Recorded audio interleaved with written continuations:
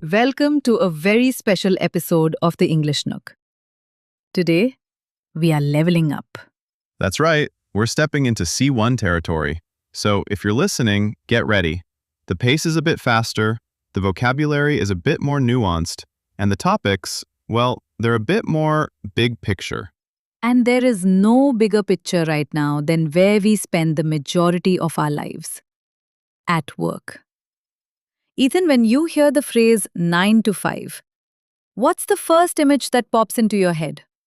Honestly, cubicles, fluorescent lights, someone microwaving fish in the break room at 12:01 p.m. It feels static, like a relic from a different century. A relic. That's a great word. Because for decades, the 9 to 5 was the gold standard. It provided structure, a clear boundary between office life and home life. But lately, it feels like we're witnessing its demise. Its demise? That's a strong word, Maya. You make it sound like the office is a dying species. Well, look at the data. We are seeing an unprecedented shift toward remote first and asynchronous work. The idea that we all have to sit in the same building at the exact same time to be productive, it's starting to look, well, obsolete. It's true. The gig economy and the rise of digital nomadism have completely shattered that traditional mold. But it's not just about where we work, is it?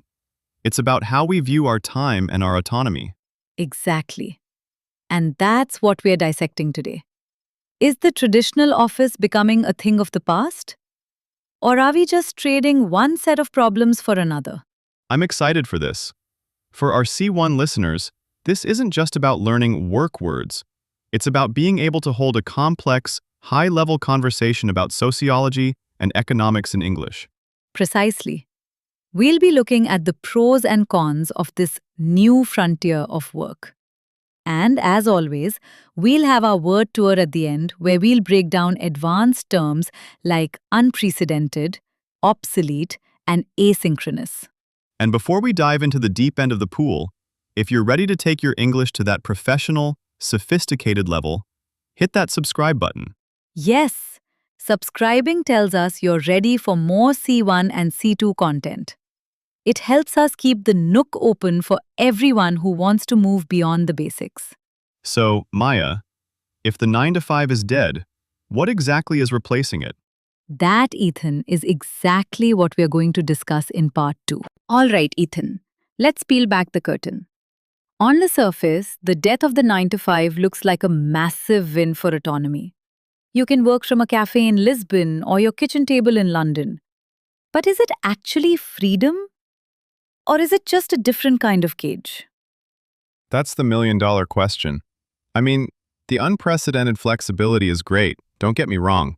No more soul-crushing commutes, no more sitting under those buzzing office lights. But I've noticed something a bit sinister happening. Sinister. That's a heavy word for a Tuesday morning.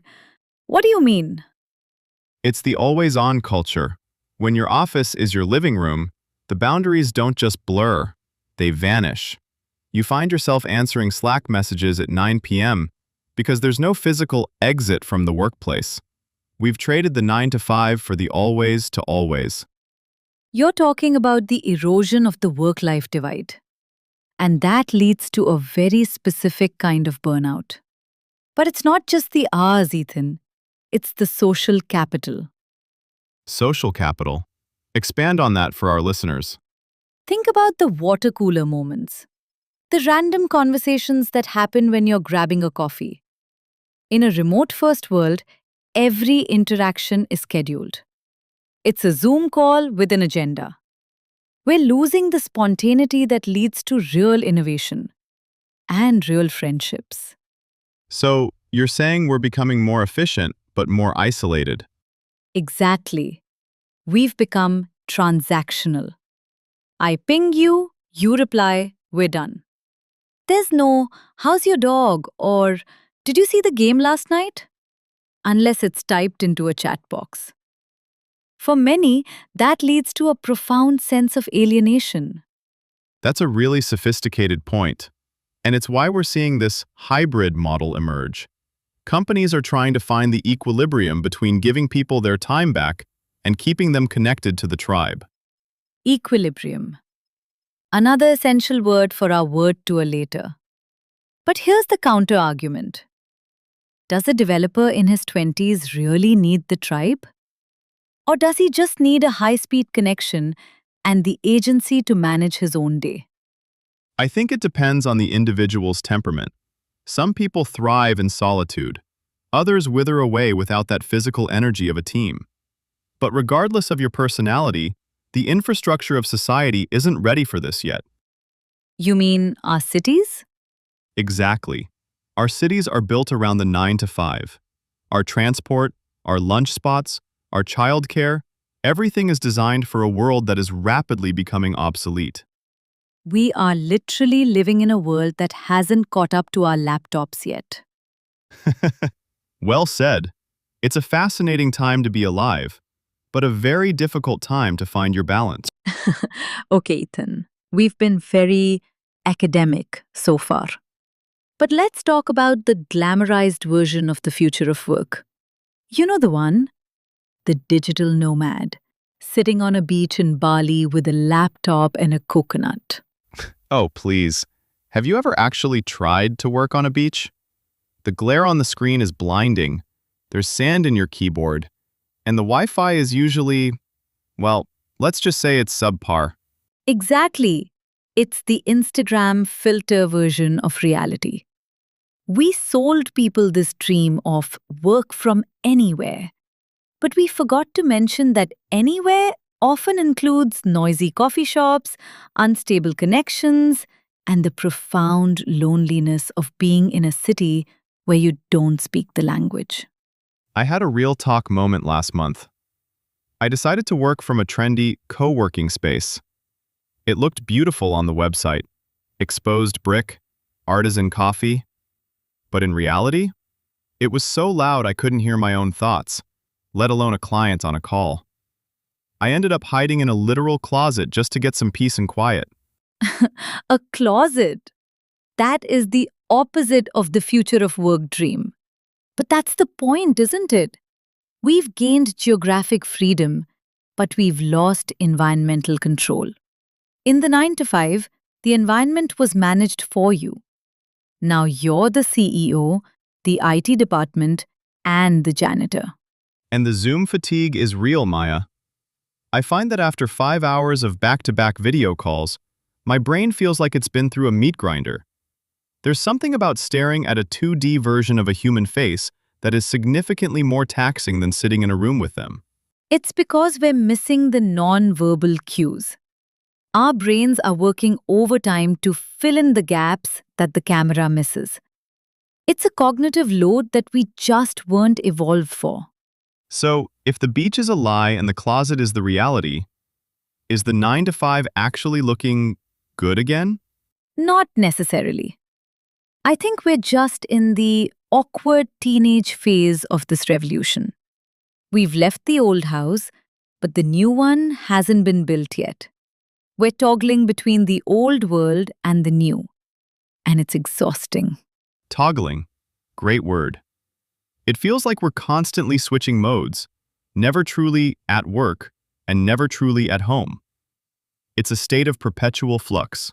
And that flux is where the C1 learner lives. Being able to describe that feeling of being caught between two worlds is what separates an intermediate speaker from an advanced one. Well, I'm currently in a state of flux regarding my lunch. But before we go there, I think we need to give our listeners some actual strategies. Because if this is the future, we need to know how to thrive in it, not just survive it. Agreed. Let's look at the toolkit for the new frontier. So, Ethan, if the 9 to 5 is truly in its twilight years, we can't just wait for the old rules to work. We have to invent new ones. How do we actually excel in this new frontier? The first rule has to be mastering asynchronous communication. Asynchronous. That's a mouthful. For our listeners, that basically means communication that doesn't happen in real time, like email or recorded Loom videos instead of a live meeting. Exactly. In a C1 professional environment, your value isn't measured by how fast you reply to a ping. It's measured by your output. If you spend your whole day reacting to notifications, you're not working. You're just treading water. I love that. Treading water. Moving a lot but going nowhere. To avoid that, you need to carve out space for deep work. Deep work. That's a term by Cal Newport, right? It's about those long stretches of uninterrupted focus where you actually solve the complex problems. Precisely. But here's the C1 challenge. How do you tell your boss or your team that you're going dark for 4 hours to focus without sounding like you're slacking off? It's all about managing expectations. You don't just disappear. You set a digital boundary. You communicate your availability. You might say, I'm diving into the architecture for the next few hours to ensure we hit the deadline. If it's an absolute emergency, call me. Otherwise, I'll circle back to all messages at 3 p.m. I'll circle back. That is a classic professional phrase. It's confident, it's clear, and it shows you are in control of your workload. But Maya, there's another side to this. It's not just about focus, it's about intentional connectivity. You mean because we don't have the water cooler anymore, we have to build our own? Exactly. If you're remote, you have to be proactive. Schedule a virtual coffee that has no agenda. Reach out to a colleague just to brainstorm.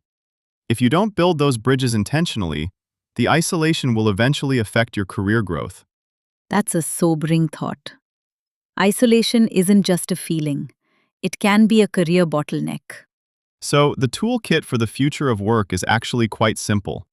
Master your tools, manage your boundaries, and stay human in a digital world. It sounds simple, but it requires an unprecedented amount of self-discipline. Well, nobody said being a C1 professional was going to be easy. But I think our listeners are more than ready for the challenge. I think so too. And to help them communicate these strategies, we need to make sure they have the right linguistic bricks. I think that's our cue. It's time for the final stop. As we wrap up our look at the changing landscape of work, we have to talk about the language that makes these discussions possible. At a C1 level, it's not just about knowing the word.